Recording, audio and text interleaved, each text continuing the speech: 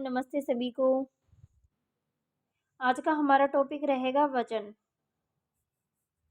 और जैसा कि आप देख रहे हैं, हम डेली एक टॉपिक क्लियर करते जा रहे हैं, क्योंकि आपने पढ़ भी लिया होगा, नहीं भी पढ़ा है तो इन क्लासों को बहुत अच्छे से पढ़ लेना आप, क्योंकि पढ़ लिया है तो आपका रिवीजन हो जाएगा। क्योंकि ये फटाफट जो क्लासेस चल रही हैं एग्ज़ाम के डेट को देखते हुए, इतना टाइम हमें चाहिए कि हम इनको जल्दी से पूरा करें, फिर प्रैक्टिस सेट की तरह से इनमें प्रैक्टिस करें, या फिर जो भी टेस्ट सीरीज है उसके माध्यम से आप प्रैक्टिस करो।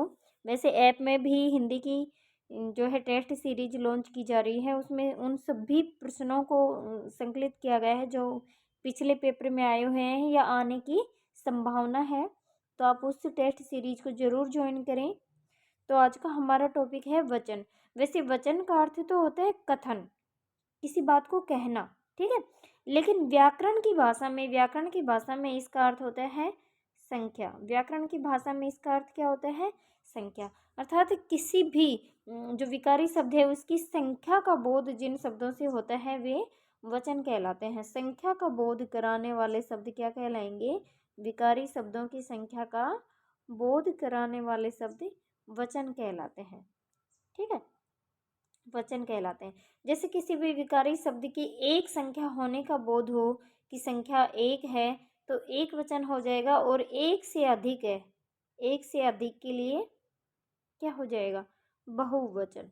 एक से अधिक के लिए बहुवचन हो जाएगा, और उसकी संख्या का एक का बोध करवा रहा है तो वह एक वचन हो जाएगा। हिंदी में वचन दो प्रकार के होते हैं, संस्कृत में वचन तीन प्रकार के होते हैं। अब संस्कृत में तो एक वस्तु प्राणी अर्थात एक विकारी शब्द जिनके लिए प्रयोग होता है वह एक वचन हो जाएगा, और दो के लिए द्विवचन, और दो से अधिक के लिए बहुवचन होता है। हमारे हिंदी में केवल एक के लिए तो एक वचन हो जाएगा, और एक से अधिक अर्थात दो भी है तो किस में चला जाएगा? वह बहुवचन में चला जाएगा, ठीक है। तो हिंदी में वचन जो है दो प्रकार के होते हैं, एक वचन और एक होता है बहुवचन। अब एक संख्या का बोध करवाए एक वचन, और एक से अधिक का बोध करवाए बहुवचन। अब जैसे हमने लिंग में पढ़ा था कि कुछ शब्द सदैव पुल्लिंग होते हैं, कुछ स्त्रीलिंग, ऐसे ही वचन में भी कुछ शब्द ऐसे हैं जो सदैव एक वचन में ही प्रयोग होते हैं, और कुछ शब्द ऐसे हैं वे सदैव बहुवचन में ही प्रयोग किए जाते हैं। तो सबसे पहले हम उन शब्दों को लिख लेंगे, बाद में जो भी नियम हैं उनको हम पढ़ेंगे। तो सबसे पहले हम लिख लेंगे सदैव एक वचन में प्रयोग होने वाले शब्द, सदैव एक वचन में। अब सदैव एक वचन में कौन कौन से शब्द प्रयोग होते हैं? सदैव एक वचन में जैसे लोहा हो जाएगा, लोहा, लोहा। आत्मा, आत्मा हो जाएगा, ईश्वर हो जाएगा, सोना चांदी धातुओं के नाम हो जाएंगे, सोना चांदी हो जाएगा, और पानी घी दूध हो जाएगा। ये जो द्रववाचक संज्ञाएं हैं, पानी घी दूध, ठीक है। हवा हो जाएगा, हवा, हवा चल रही है। आकाश धरती, आकाश धरती हो जाएगा। आग हो जाएगा, आग एक शब्द हो गया आपके पास। मक्खन, मक्खन एक शब्द हो जाएगा। वर्षा, वर्षा हो रही है, वर्षा हो जाएगा। प्रकाश हो जाएगा।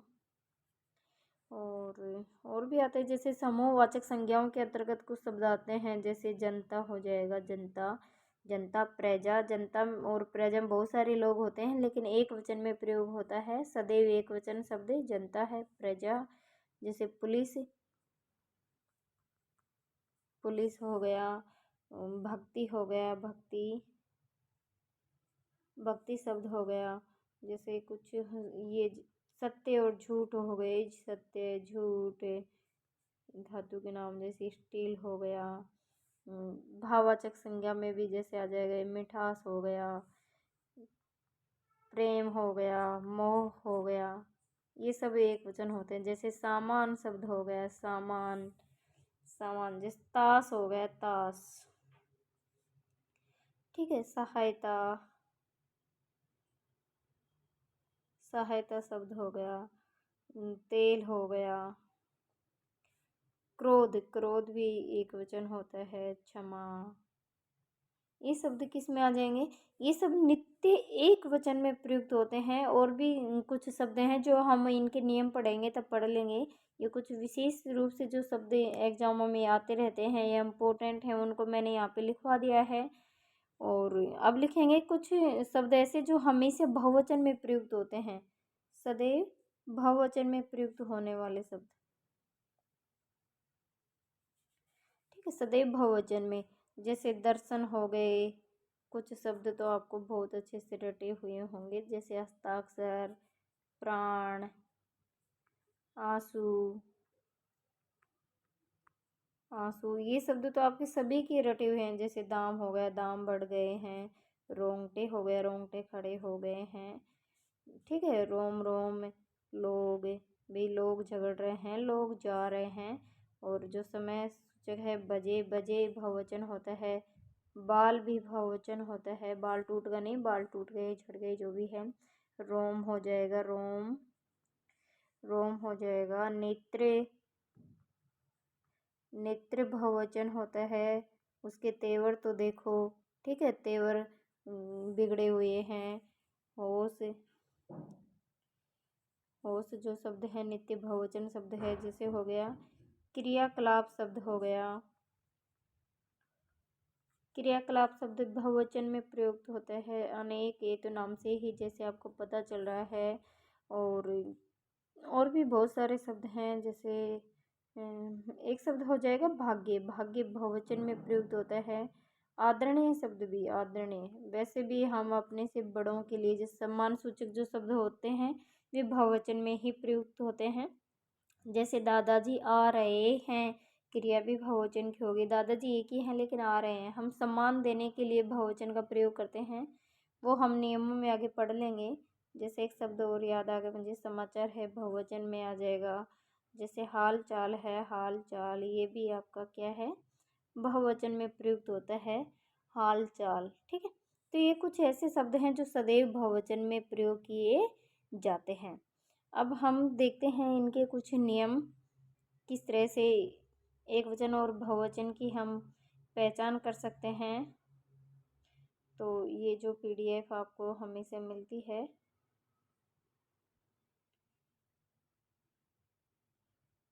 यहीं पे वचन, वचन का जो अर्थ होता है वह वचन का अर्थ संख्या से लिया गया है।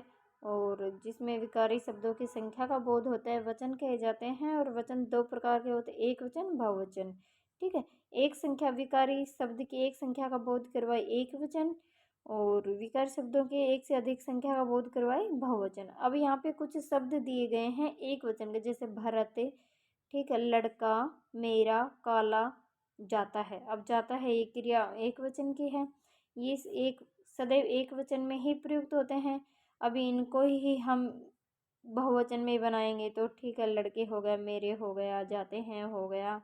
ठीक है, अब कुछ शब्द दिए गए हैं, जैसे सोना, चांदी, लोहा, स्टील, पानी, दूध, जनता, आग, आकाश, घी, सत्य, झूठ, मिठास, प्रेम, मोह, समानता, सहायता, तेल, वर्षा, जल, क्रोध, क्षमा। लगभग शब्द मैंने लिखवा दिए हैं, ये सभी क्या एक वचन में प्रयुक्त होते हैं। अब कुछ शब्द जो है बहुवचन के देख लेते हैं। बहुवचन में विकारी पद के जिस रूप से एक से अधिक संख्या का बोध हो उसे बहुवचन कहते हैं। जैसे लड़के हो गए, मेरे हो गया, काले, जाते हैं। ठीक है, और कुछ शब्द जो हैं वो सदैव बहुवचन में प्रयुक्त होते हैं, जैसे आंसू हो गया, होश, दर्शन, हस्ताक्षर, प्राण, भाग्य, आदरणीय, आदरणीय व्यक्ति हेतु प्रयुक्त शब्द जैसे आप, दाम, समाचार, बाल, लोग, होश, हालचाल आदि। ये शब्द किस में आते हैं, ये सदैव बहुवचन शब्दों में आते हैं। ठीक है, अब इनके आप वाक्य बना के भी देख सकते हैं कि इनका सदैव बहुवचन में प्रयोग किया जाता है। ठीक है, जैसे वचन परिवर्तन के कुछ नियम दिए गए हैं यहाँ पे। वचन परिवर्तन के कुछ शब्द के अंत में आ को ए में बदलकर, ये कुछ नियम है, आ को ए में बदलकर। अब पेपर जो बनाने वाला होता है वो पेपर कुछ अलग तरीके से बनाने की कोशिश करता है। जैसे आपको ये दे देंगे शब्दांत शब्द के अंत में आ हो तो उसको किस में बदल कर, ए में बदल कर कैसे क्या उनका एक वचन बहुवचन बनता है, या फिर ये शब्द दे देंगे इनका सीधा डायरेक्ट पूछ लेंगे, या फिर ये नियम दे देंगे। ठीक है, किसी भी प्रकार से आपको पूछा पूछा जाए, आप उसके लिए हर स्थिति में तैयार रहें। ये सब चीज़ें आपको याद होनी चाहिए। कमरा का कमरे वैसे याद है, अगर ये नेम भी याद नहीं है तो आप देखेंगे कोई भी एक शब्द लिख के, जैसे बेटा, बेटा शब्द लिख दिया आपने तो उसका बेटे। अब आपने आइडिया लगाया कि इसके अंत में क्या है, आ, और इसके अंत में क्या है, इसके अंत में ए है, तो ये नियम बन गया आपका। ठीक है, ये क्या हो गया, नियम। आ शब्दांत अर्थात अंत में आ हो तो उसको बहुवचन बनाने के लिए ए में बदल देंगे। ठीक है, लड़का का लड़के, बस्ता बस्ते, बेटा बेटे, पपीता पपीते, रसगुल्ला रसगुल्ले, ये क्या बन गए, ये सब बहुवचन शब्द बन गए।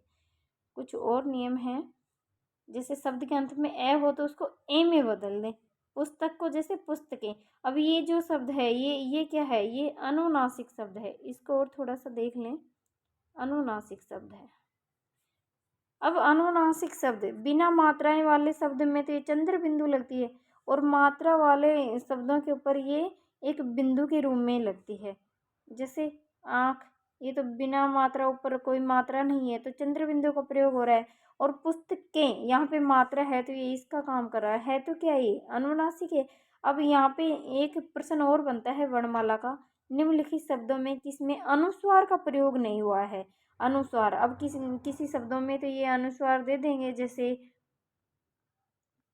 अंकुर दे दिया, अंगूर दे दिया, और एक शब्द ये दे देंगे, तो आप इस नुक्ता को भी कहीं अनुस्वार ना समझ लो, क्योंकि ये नियम है वर्णमाला में कि मात्रा वाले शब्दों में ये जो अनुनासिक होता है एक नुक्ता के रूप में, एक बिंदी के रूप में ही लगता है। चंद्र बिंदु के रूप में केवल बिना मात्रा, जो ऊपर मात्राएं नहीं होती हैं उनके ऊपर चंद्र बिंदु लगता है। ठीक है, तो पुस्तक का पुस्तकें, दाल का दालें, राह का राहें। और कुछ और नियम हैं आपके पास, जैसे दीवार का दीवारें हो गया, सड़क सड़के, कलम का कलमे।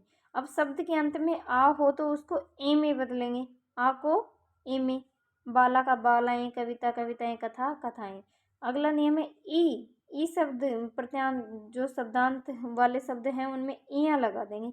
दवाई का दवाइयाँ, लड़की का लड़कियाँ।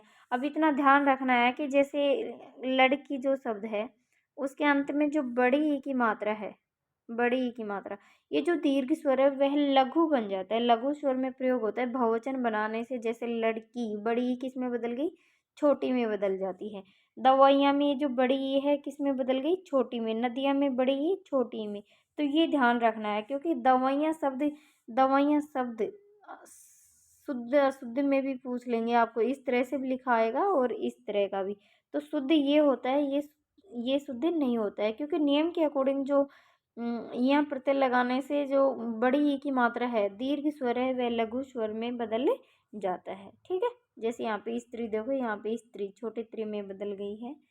अब स्त्रीलिंग शब्द के अंत में आए या को या में बदल कर, या को, जैसे चिड़िया चिड़िया, डिबिया डिबिया, गुड़िया गुड़िया।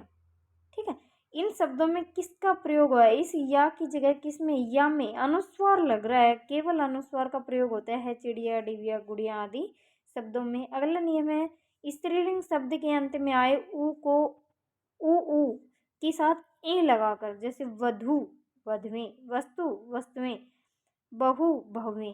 ठीक है, तो यहाँ पे ये जो शब्द हैं ये सब क्या हो गए, ये एक वचन से बहुवचन हो गए।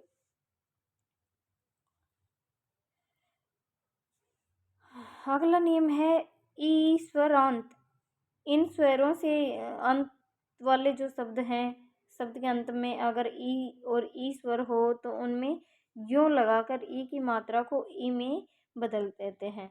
बड़ी ई को किस में बदल देंगे, छोटी में। वो मैंने बता ही दिया है, जैसे जाति को जातियों, रोटी को रोटियों, अधिकारी अधिकारियों, नदी नदियों। अब नदी का बहुवचन तो क्या होता है, अब यहाँ पे देखो समझने की बात है। नदी का बहुवचन आपसे पूछेगा तो ऑप्शन में आपको नदियाँ भी देगा और क्या देगा, नदियों भी देगा। लेकिन प्रश्नों की लैंग्वेज चेंज हो जाएगी, प्रश्न की लैंग्वेज चेंज हो जाएगी। नदी का सीधा सा पूछे कि बहुवचन रूप क्या बनेगा, तब तो आपको क्या करना है, नदियाँ। और नदी का परसर्ग का प्रयोग करके बहुवचन क्या होगा? परसर्ग का प्रयोग अर्थात जो विभक्ति चिन्ह है उनका प्रयोग करने से क्या बनेगा? नदियों। ठीक है, दोनों तरह से प्रश्न पेपर में आया हुआ है। नदी का सीधा बहुवचन पूछा हुआ है नदियां, और परसर के प्रयोग से पूछा हुआ है। जैसे नारी का पूछा गया था एक बार, जिसमें नारियों, परसर के प्रयोग से पूछा था नारियों, और सीधा पूछ लें तो नारियां। ठीक है, सीधा सा अगर बहुवचन में पूछे तो नारियां, और परसर के प्रयोग से पूछे तो नारियों। ठीक है, यों का प्रयोग हो जाएगा, इतना ध्यान रखना है।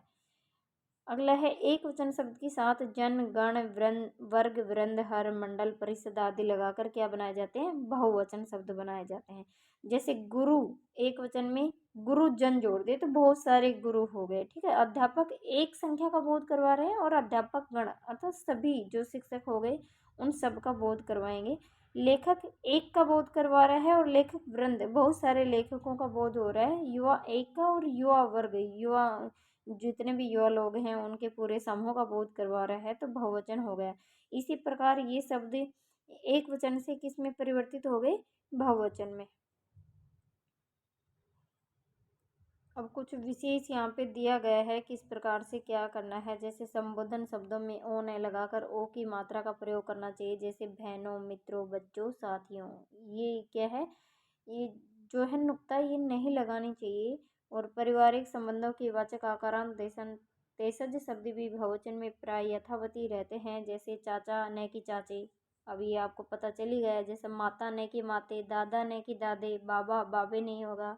और भांजा और भतीजा और साला, इन तीनों का रूप बदलता है। भांजा से भांजे हो जाएगा, भाई एक भांजा एक, और मेरे भांजे आए हुए हैं मतलब दो तीन हैं, भतीजे हो जाएगा, और साले, साला से साले हो जाएगा। इनका बहुवचन बनता है, बाकी इन सब का बहुवचन नहीं बनता है। विभक्ति रहित आकारांत से भिन्न पुल्लिंग शब्द भी परिवर्तित नहीं होते हैं। जैसे देखो बालक, अब बाल के थोड़ी बन जाएगा। ठीक है, बाल को बन जाएगा, वो परसर का प्रयोग हो के मैंने बता ही दिया था।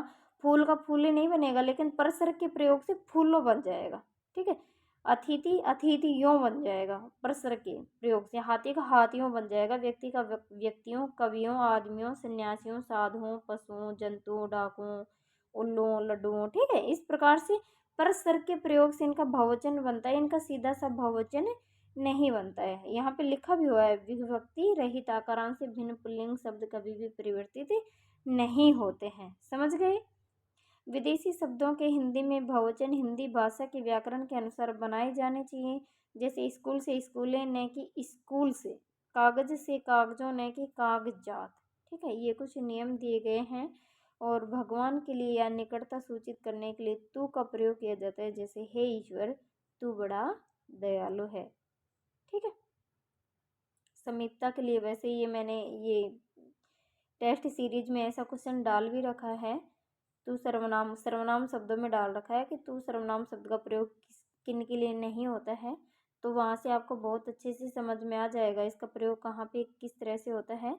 निम्न शब्द सदैव एक वचन में ही प्रयुक्त होते हैं। ये शब्द मैंने आपको पहले से ही लिखवा रखे हैं। तो ये शब्द सदैव एक वचन में ही प्रयुक्त होते हैं। और ये होती है आज की हमारी क्लास समाप्त। और क्लास को बहुत कम देखा जा रहा है। अब ये पता नहीं है, कोई फीडबैक भी नहीं आ रहा कि किस तरह से हमें पढ़ाना चाहिए और क्या कमी रह गई। हम पूरी कोशिश करते हैं कि आपको सब कुछ समझ में आ जाए। अब सब कुछ लिख लिख के पढ़ाएं, और तो उतना टाइम आपके पास बचा नहीं है, तो इसलिए आपको इस पीडीएफ के माध्यम से पढ़ाया जा रहा है। जहाँ पे ज़रूरत है समझाने की और कुछ एक्स्ट्रा जो ऐड करना है वो मैं ऐड कर रही हूँ। तो क्लास आपको अच्छी लगे तो इसको शेयर किया करें, लाइक किया करें, और चैनल को सब्सक्राइब करें। धन्यवाद।